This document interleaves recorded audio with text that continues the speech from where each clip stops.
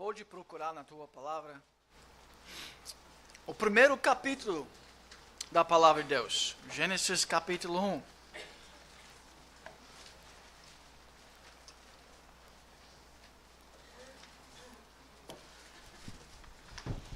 Às vezes são capítulos tão conhecidos, né?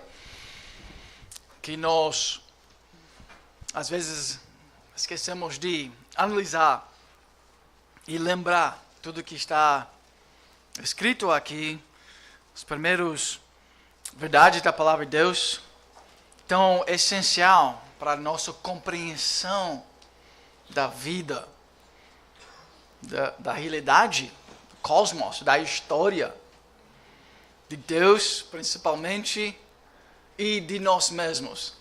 Quem é o ser humano? Então, é um texto que mostra os fundamentos essenciais, eu diria, os fundamentos mais importantes da vida humana.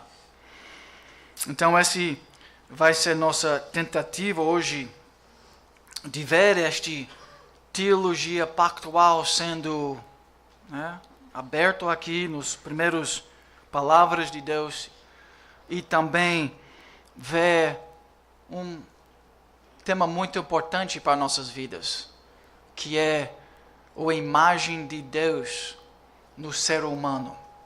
Então esse vai ser nosso foco hoje de manhã, Deus permitindo. Vamos pedir a bênção dele mais uma vez. Senhor nosso Deus e Pai, mais uma vez nós pedimos que nossas mentes e nossos corações podem ser neste momento voltado a Ti e voltado à Tua palavra, que o Senhor seja bondoso com a gente, iluminando nossos corações com Teu poder, reconhecendo, Senhor, que se o Senhor não fala aos nossos corações, se o Espírito Santo não seja presente em nosso meio, tudo que nós estamos fazendo aqui é vão. Mas nós acreditamos no poder transformador da Tua palavra. Então, isso que nós pedimos, que isso acontece. Transformação, salvação, ensinamento. Por causa da Tua glória, nós pedimos isso. Em nome de Jesus. Amém. Amém. No princípio, criou Deus os céus e a terra. Eu creio que nós podíamos ter um monte de sermão só no primeiro capítulo. Aqui, todo ser humano não precisa duvidar de mais nada sobre quem ele é e quem sobre Deus é. Deus é o grande Criador e nós vivemos no mundo criado. Você sabe que muitas religiões do mundo são completamente, muitas pessoas ao redor do mundo são completamente em dúvida sobre a realidade tão básica como esta? Eles nem sabem que tem um Deus que criou o mundo. E eles não sabem se nós somos deuses. Ou se o mundo é Deus. Quem é Deus? Eles não sabem. Mas a Bíblia é muito claro. Deus é o grande Criador. Ele é distinto. Ele não é parte da criação dele. Mas ele é o Criador. Isso talvez é o fundamento absoluto da visão cristã da vida. A terra, porém, estava sem forma e vazia. Havia trevas sobre a face do abismo, e o Espírito de Deus pairava sobre as águas. É uma cena um pouquinho difícil para compreender, não é verdade? O que tinha ali? Parece que era um vazio, né? Era vazio, escuridão. Parece que é uma tentativa de expressar que não tinha nada organizado. E aí Deus começa, versículo 3, disse Deus, haja luz, e houve luz. Deus, aí ele cria os dias, ele começa a organizar todas as coisas. Deus age, ele trabalha. Ele é criador, ele é criativa. Essas são coisas importantes para nós meditar sobre Deus. E logo nós vamos ver a importância disto quando nós vamos começar a falar sobre o ser humano, que foi criado na imagem de Deus. Para entender o que é isso, nós precisamos entender quem é Deus e o que Ele faz.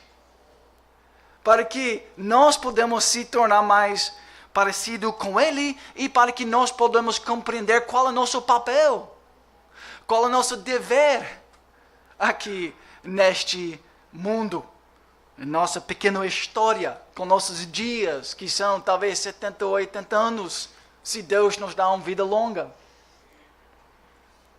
Nós devemos ser muito claros sobre estas coisas tão básicas. Versículo 10, a porção seca chamou Deus de terra, e ao juntamento de águas, mares, e viu Deus que isso era bom. E disse, 11, produz a terra relva, ervas que deem semente e árvores frutíferas que deem fruto segundo a sua espécie. Agora essas palavras são importantes. Segundo a sua espécie. Você vai ouvir isto sendo repetido várias vezes. Parece que o autor está querendo destacar esta frase, essa sentença. E assim fez.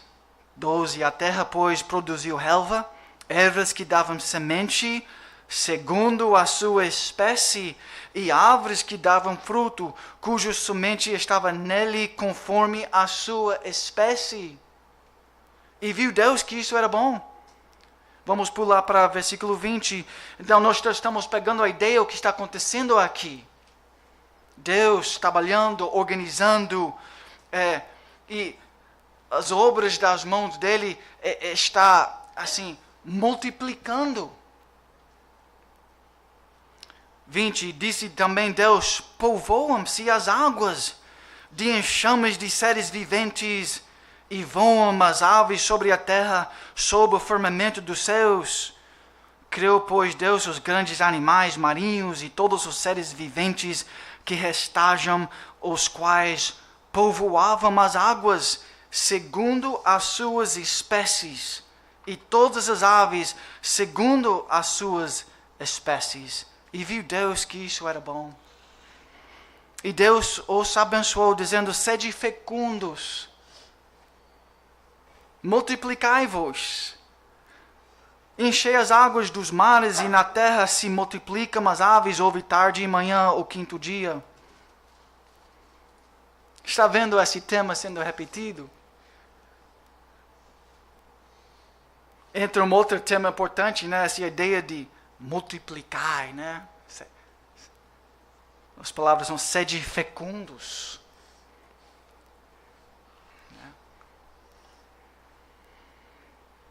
É assim que Deus é, e é assim que Deus criou. E era tudo muito bom. Vamos continuar. Mas parece que Deus é um Deus que ama a vida. Ele ama, né, as coisas sendo, né, crescendo. E tudo isso, claro, para a glória dele. 24. Disse também Deus, produz a terra seres viventes, conforme a sua espécie, animais domésticos, répteis e animais selváticos, segundo a sua espécie. Parece que Moisés está querendo dar uma mensagem aqui. E assim se fez. E fez Deus os animais selváticos segundo a sua espécie, e os animais domésticos conforme a sua espécie, e todos os répteis da terra conforme a sua espécie, e viu Deus que isso era bom. Agora, as coisas vão mudar a partir de 26. Deus colocou na ordem da criação dele este princípio. E ele dizia que isso era muito bom. Você vai produzir de acordo com sua espécie. Mas não é assim que Deus criou você. e o ser humano. E nós devemos reconhecer essa diferença entre o ser humano e as outras criaturas todos. Também disse Deus: façamos o homem à nossa imagem, conforme a nossa semelhança. Tenha ele domínio sobre os peixes do mar, sobre as aves do céu, sobre os animais domésticos, sobre toda a terra e sobre todos os répteis que rastejam pela terra. Criou, pois, Deus o homem à sua imagem, a imagem de Deus o criou, homem e mulher os criou, e Deus os abençoou e lhes disse: sede fecundos, ser como eu sou um Deus de abundância, sede fecundos como eu, o homem e mulher, multiplicai-vos, enchei a terra e sujeitai-a. Não é isso que Deus está fazendo? Ele está sujeitando, dominando, Ele está colocando ordem sobre todas as coisas. E Deus criou o homem para repetir, para fazer as mesmas obras que Deus fez. Ter domínio sobre todas as coisas. Mas é importante que nós notamos este dado muito interessante sobre o texto. Parece que Moisés realmente queria destacar isso. Deus não falou para o homem reproduzir de acordo com sua espécie, mas o homem deve reproduzir a imagem de Deus em nossos filhos. Geração após geração. Não cria simplesmente um homem, uma outra criatura qualquer. Não, homem, você é diferente, você tem que produzir minha imagem. Este é um dos alvos principais de casamento cristão. A imagem de Deus. Você pode pensar em alguma coisa mais gloriosa do que isso? Que privilégio! E você compreende exatamente o que é isso? Esse dever, esse privilégio, essa responsabilidade, esse imperativo sobre nossas vidas. Criar a imagem de Deus. Irmãos, tem um chamado mais alto do que isso? Poderia ter alguma vocação mais importante do que isso?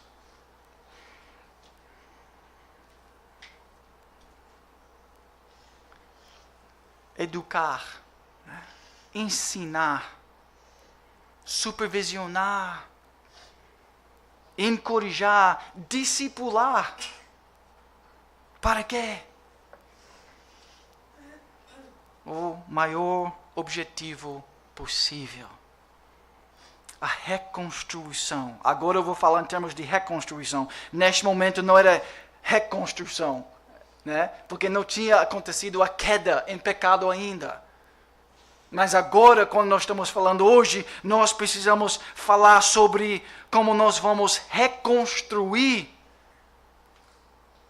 por causa do Evangelho, a imagem de Deus em nós e em nossos filhos.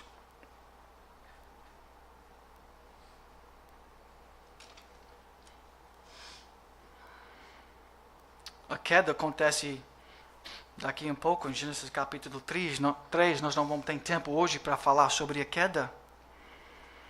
Mas isso que eu sei que vocês já sabem desta história. A história da redenção, a criação, queda. Criação perfeita que nós estamos acabando de ler. Deus definindo o que um homem deve ser, o projeto da vida humana, desenhado pelo autor perfeita, o arquiteto da vida humana, da família, do casamento e da antropologia. Impressionante que nós temos esses estudos antropológicos. Quem é o ser humano?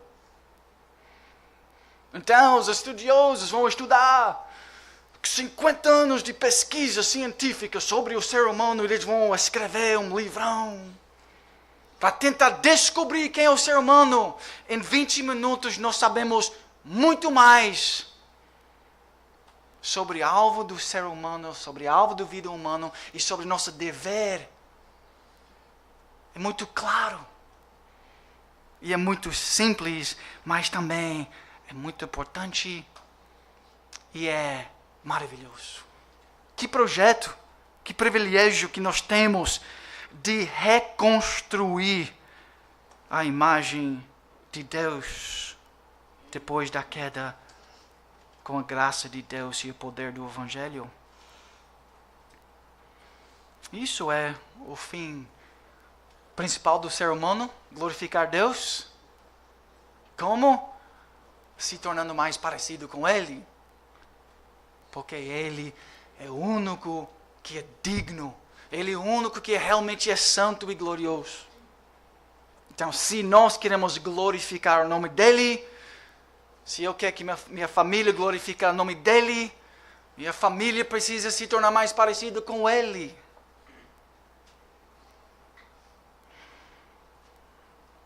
Mas nós, em nossos dias, amados, nós somos muito confusos sobre tudo isso.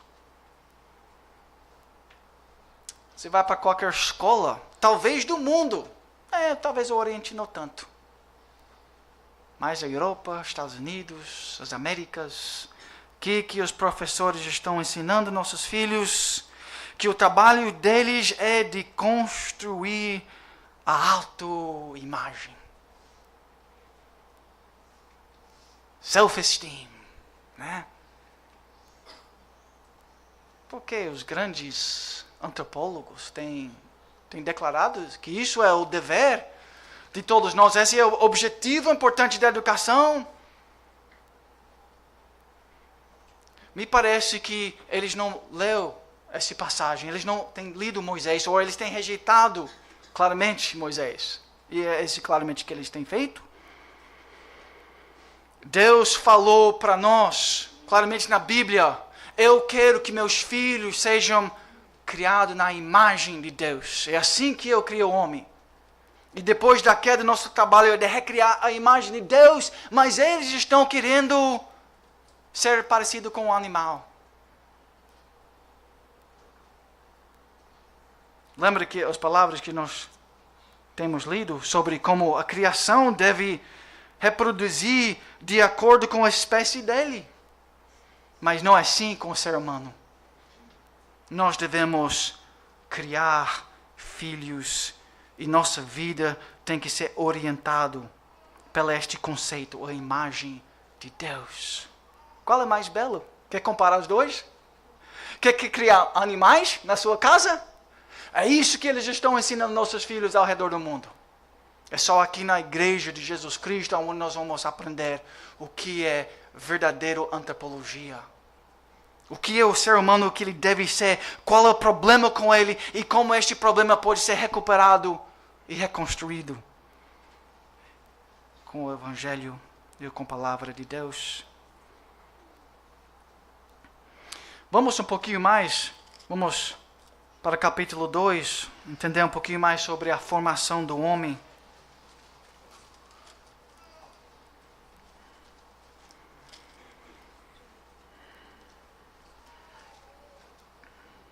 Claro que nós não vamos ler a passagem inteira, mas vamos para versículo 7.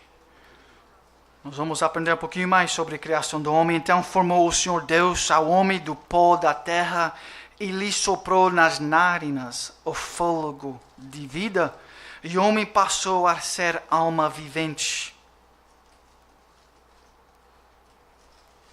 Que coisa maravilhosa, né? Alma vivente. Quem é que deu vida a ele? Deus. Ele soprou, diz a passagem, nas narinas, o fôlego da vida. Então nós aprendemos aqui que nossa vida, espiritualmente e fisicamente, é sustentado por Deus, por meio dele. são todas as coisas. Nossa vida é sustentada por Deus. Se você está aqui hoje, é porque o Criador está sustentando sua vida, lhe dando vida. E sem a mão de proteção e a mão da vida dele sendo estendido a ti, sua vida vai ser apagado. Você vive hoje por uma razão só: a vontade do Criador. E quando Ele diz que está acabado, você não tem controle nenhum sobre isso. Vai acabar. É assim que nossa vida, é assim que a palavra de Deus explica para nós a vida humana. Mas é Deus quem deu a vida a essa pessoa. Quer dizer que nós estamos criados para ter um relacionamento com Deus, para ser sustentado por Deus.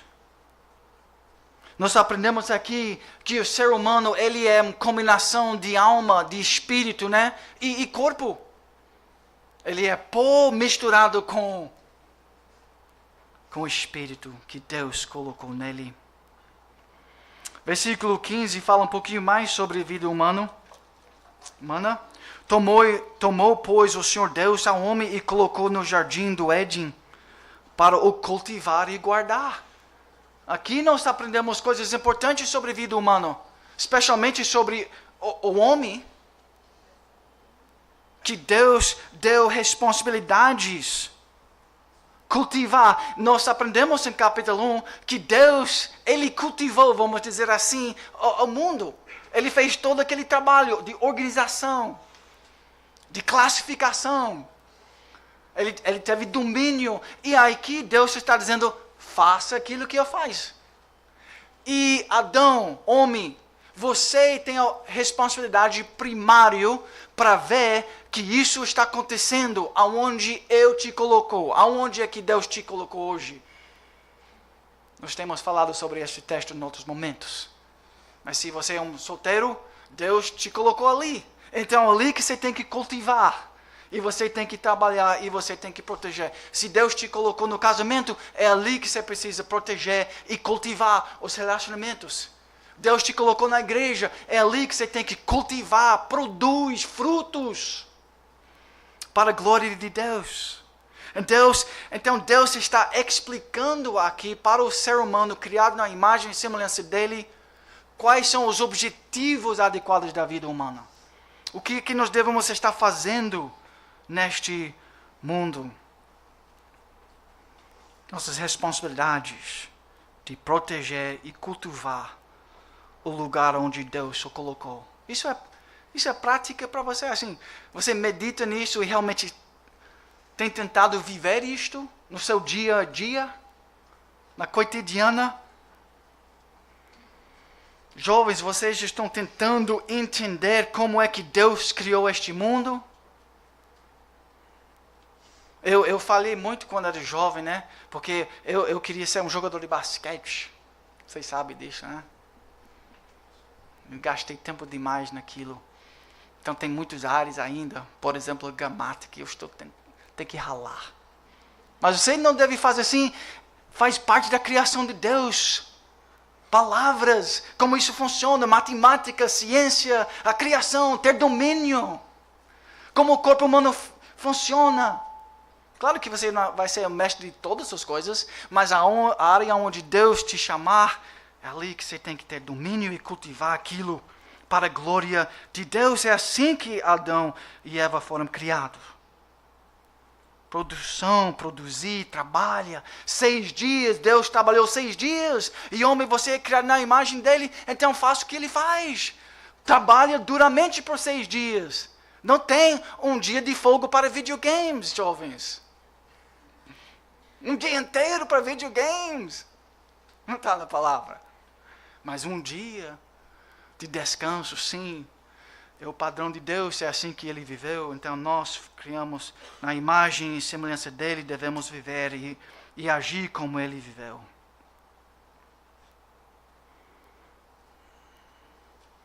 Que maravilha, né? Nós já temos aprendido de onde é que nós viemos.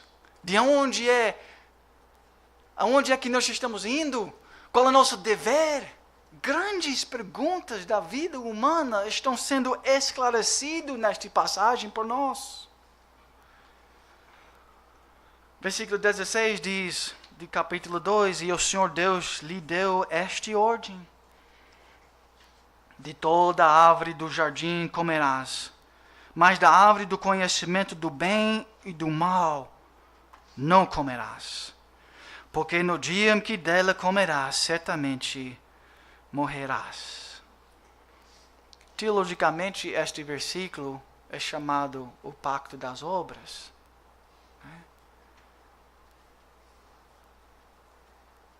Tinha promessas feitas ali, tinha responsabilidades.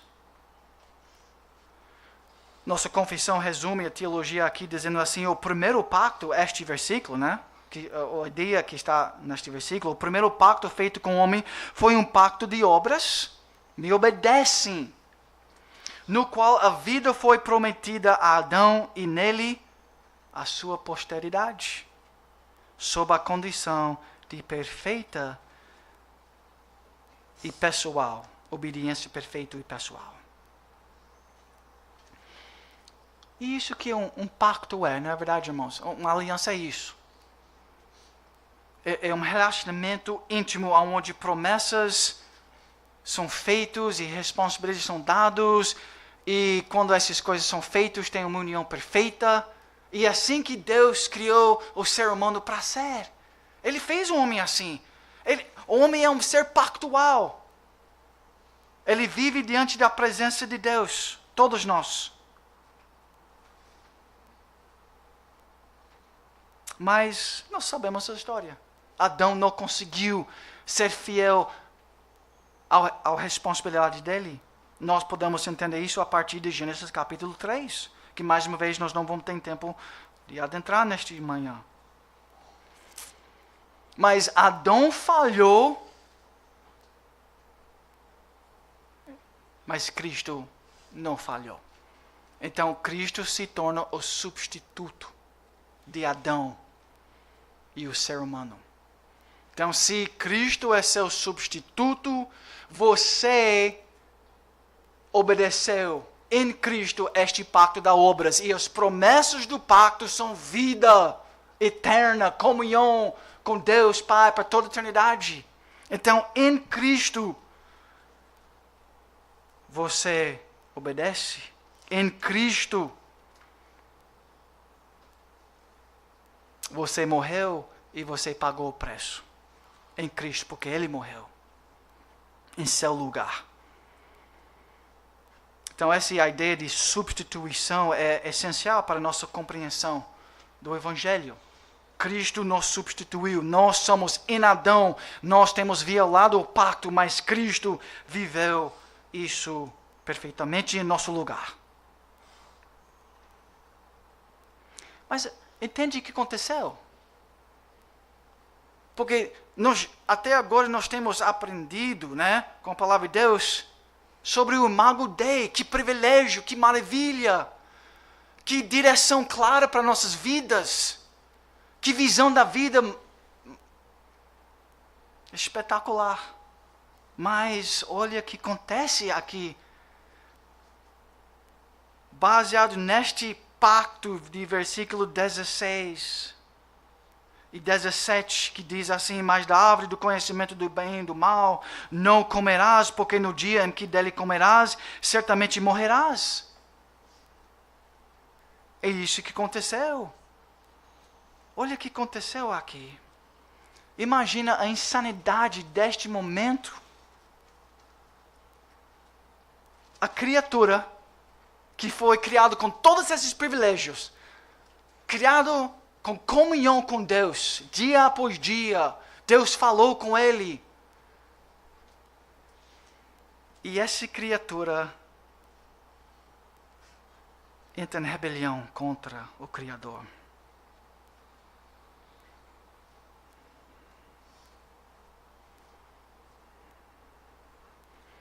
O homem era um príncipe, né? Ter domínio, um vice-regente de todas as coisas, faço o que eu faço. Ser como eu, Deus diz ao homem. Ele tinha todos esses privilégios, essa nobreza, e o que aconteceu com ele? Ele se torna um verme depois da queda. E esta é a grande batalha, irmãos, que a Bíblia relata e que nós temos experimentado e toda a história da humanidade tem experimentado esta grande luta em nossa alma.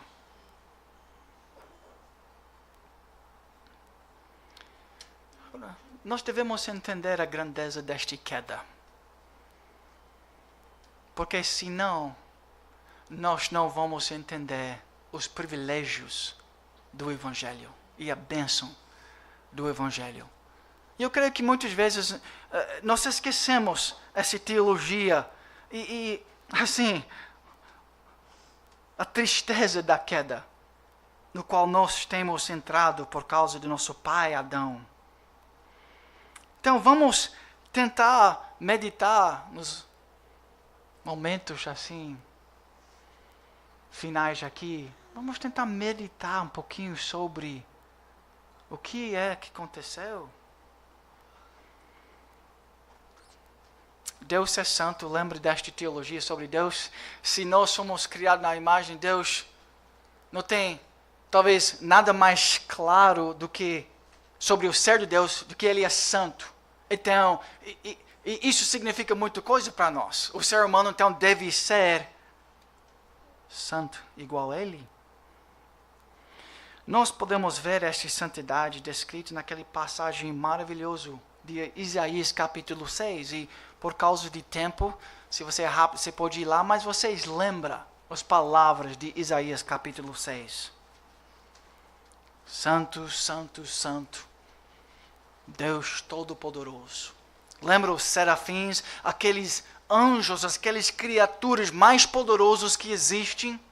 Eles estão ali e eles cobrem o rosto diante da santidade, diante da presença de Deus. Agora, nós temos aprendido ao longo da nossa vida cristã que santidade significa separação, certo? Lembra? Você é separado do pecado. E Deus é separado de nós porque Ele é santo. Mas pensa sobre Deus, minutinho, antes da fundação do mundo. Pensa em Deus na excelência triuno, Pai, Filho e Espírito Santo. Esta noção de separação parece que ele não pertence ali.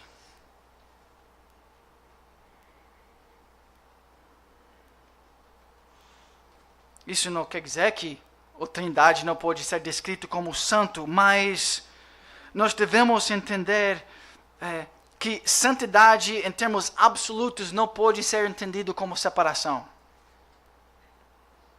Na Trindade tinham comunhão, amor, ardente, infinito, perfeita, plena, sem falhar, nenhum momento onde o pai não amava o filho e tinha um relacionamento recíproco entre eles perfeita desde toda a eternidade.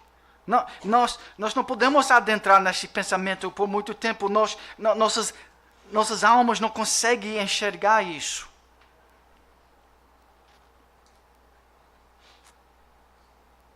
Então, o que nós estamos querendo dizer quando nós falamos sobre a santidade de Deus em termos absolutos?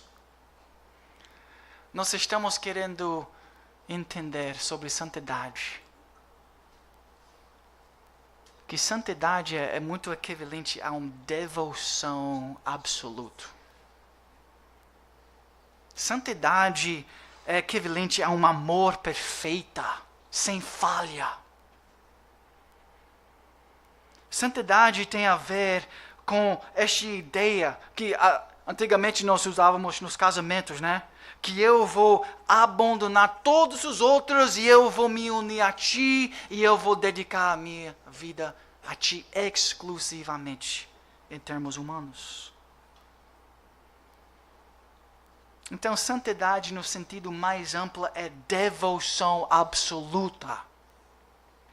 Por favor, isso tem implicações muito práticas para o seu dia a dia. Porque se isso é o verdadeiro entendimento de santidade, o que isso significa para você amanhã?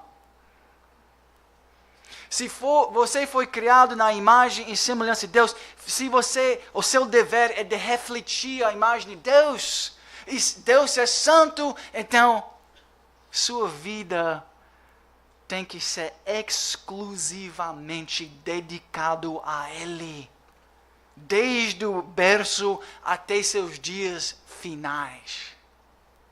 Este é seu dever, privilégio de ser criado na imagem e semelhança de Deus, uma devoção permanente, exclusiva, pura, irreversível e plenamente expressa. É isso que Isaías capítulo 6 ensina. Esses serafins, eles com duas, eles cobrem os seus pés e com duas voavam. E clamavam uns para os outros, dizendo: Santo, Santo, Santo é o Senhor dos exércitos, toda a terra está cheia da sua glória. As bases do limiar se moveram à voz do que clamava, e a casa se encheu de fumaça. Então disse eu: ai de mim! É assim que nós devemos pensar depois de ouvir sobre a santidade de Deus. Ai de mim! Eu não amo o Senhor assim. Então eu não pertenço àquela santidade. Quem sou eu? Eu devo tremer, igual aconteceu com todos os grandes homens, quando eles perceberam a santidade de Deus. Pedro falou assim, Isaías falou assim, Moisés falou assim, Davi falou assim. E os anjos, esses anjos tão belos e perfeitas, eles estão com vergonha de estar diante daquela santidade. Nós temos uma devoção, parece que nós precisamos esconder nossos rostos daquele amor, é tão íntimo. Ninguém pertence àquilo, é separado, é diferente. Meus olhos viram o Rei do Senhor dos Exércitos. Ele tinha uma visão verdadeira da santidade. Devemos meditar sobre isso, né, irmãos? Essa devoção tão intensa na Trindade. É verdade que nós não podemos enxergar isso totalmente, mas aonde é que nós podemos ver esta devoção? Ao nosso nível. Pensa nisso, amados. Pensa naquela devoção tão intensa para toda a eternidade. Aí Deus cria o homem na minha imagem e semelhança. Ele vai ser parecido comigo, com gente, com as 3 pessoas da Trindade. Eles também vão amar a gente e eu vou criar eles num pacto e nós vamos ter comunhão. Que maravilha! De ser incluído, de poder participar nesta glória da santidade e do amor de Deus.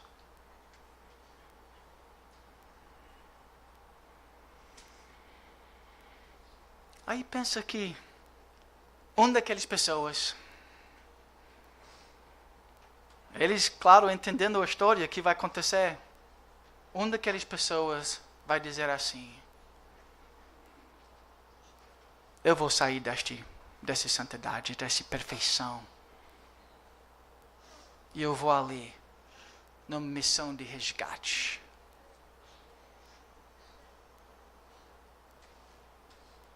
Essa é a parte da profundidade do amor de Deus. Nós não sabemos de onde é que Ele desceu. Nós não estamos entendendo a situação dEle. O que Ele fez para nos salvar. De sair aquele amor trinitário para ir num mundo que iria cuspir nele. E tudo isso, irmãos, para que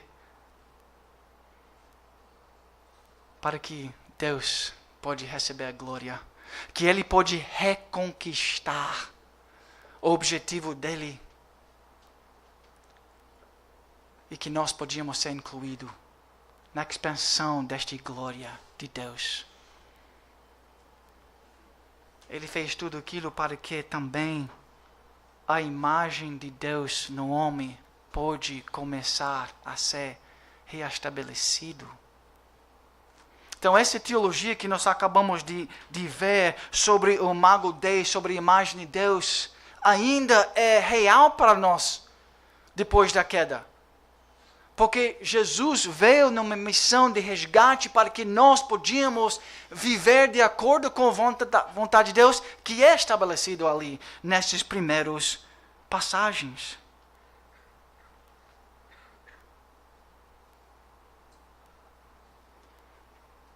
Então, o ponto por tudo isso, irmãos, é só de dizer que Deus é santo e nós somos criados para andar com Ele. Ele fez a gente para ter esta santidade, para viver assim. Este é nosso verdadeiro propósito. E se nós compreendemos este propósito, amados, você está no caminho de maturidade. Seu casamento está no caminho de paz e bênção. Sua família, seus filhos, eles estão no caminho certo, aonde eles vão produzir frutos. A vida deles vai resplandecer com muitas graças.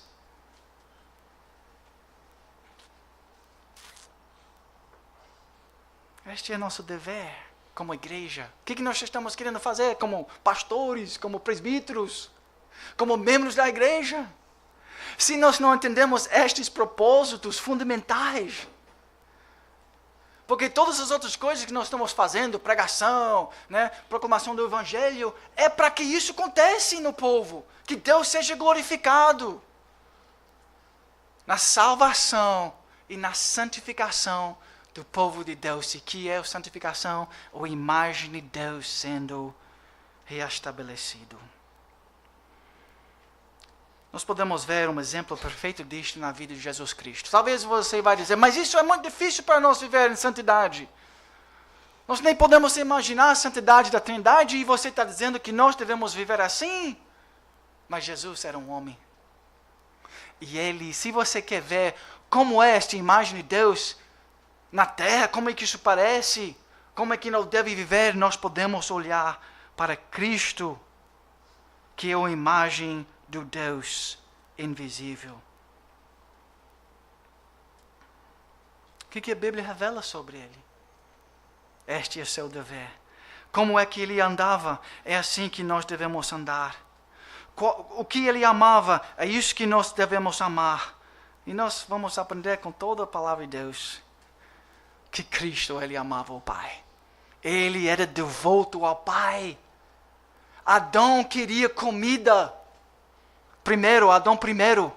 Jesus queria comer. A vida dele, a nutrição dele era o relacionamento com o Pai, era obedecer ao Pai.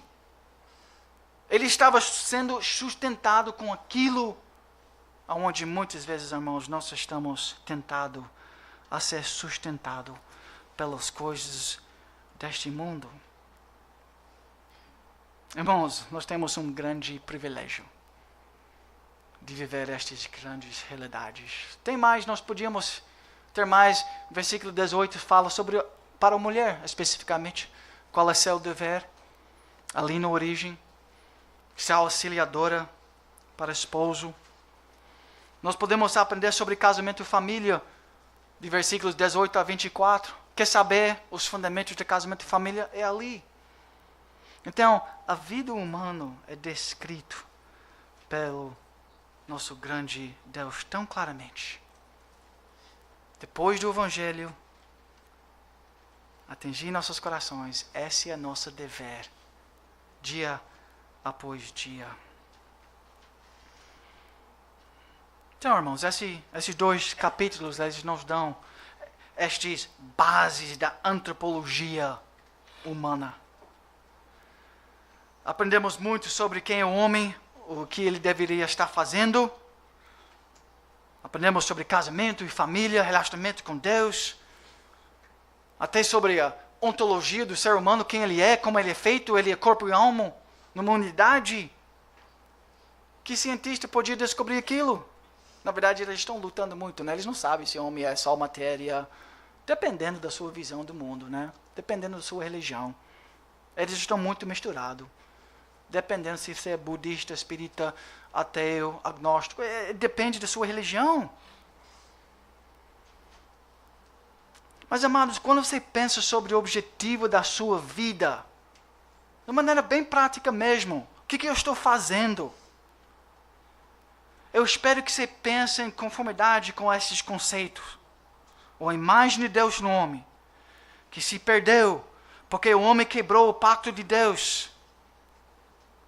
E como tudo isso pode ser recuperado por causa da história da redenção, por causa de Cristo. Gênesis 3, no próximo momento nós podemos estudar, nós vamos ver que tudo foi perdido. Mas a aliança da graça é estabelecida. Não mais para nós, a aliança, o pacto das obras. Mas agora é o pacto da graça. E por isso você pode ter confiança. Você pode brilhar com a imagem de Deus na sua vida. E isto é seu dever.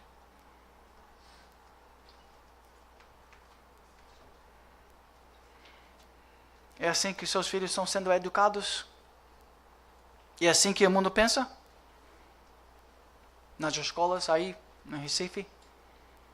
Eles estão ensinando que você, menino, é uma criatura de Deus.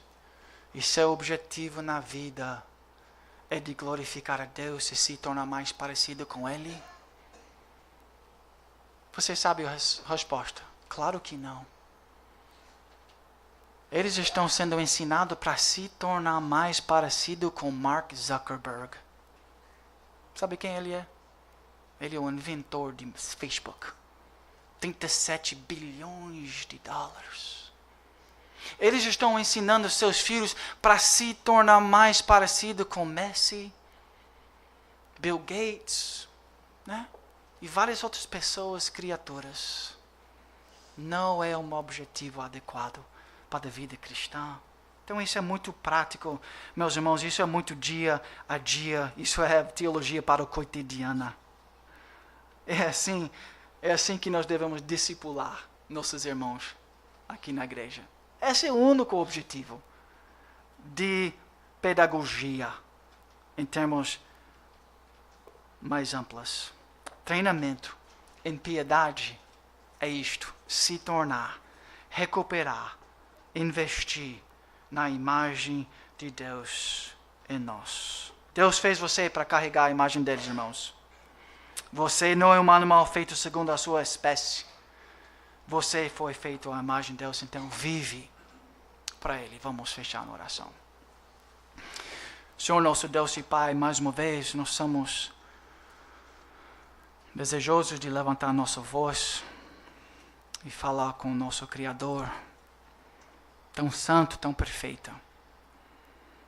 Senhor, muito poucas vezes que nós vamos ouvir durante a semana sobre a santidade do Senhor, sobre a realidade do mundo, sobre o fim principal do homem. Então nós pedimos que essas verdades estabelecidas na Tua Palavra possam ser bem real para nós. Que nós podemos meditar nestas verdades e que nós podemos agir em conformidade com a Tua lei, com a Tua Palavra. Guia nossas vidas, Senhor, ilumina nossos corações e faça que nós podemos ter uma certeza, uma confiança sobre quem nós somos e qual é o nosso problema e o que nós devemos ser nesta peregrinação. E aquelas pessoas, Senhor, que não te conhecem, que não sabem qual é a história da humanidade, que não sabem qual é o fim deles, que não sabem o que vai acontecer no futuro, nós pedimos Tua graça, que o Senhor ilumine esses corações. E através do poder Teu Espírito Santo, que o Evangelho chegue a esses corações, iluminando a mente deles e a alma deles, para que eles possam também Te glorificar. Senhor, esses nossos pedidos nesta manhã. Obrigado por Tua palavra. Em nome de Jesus que nós oramos. Amém.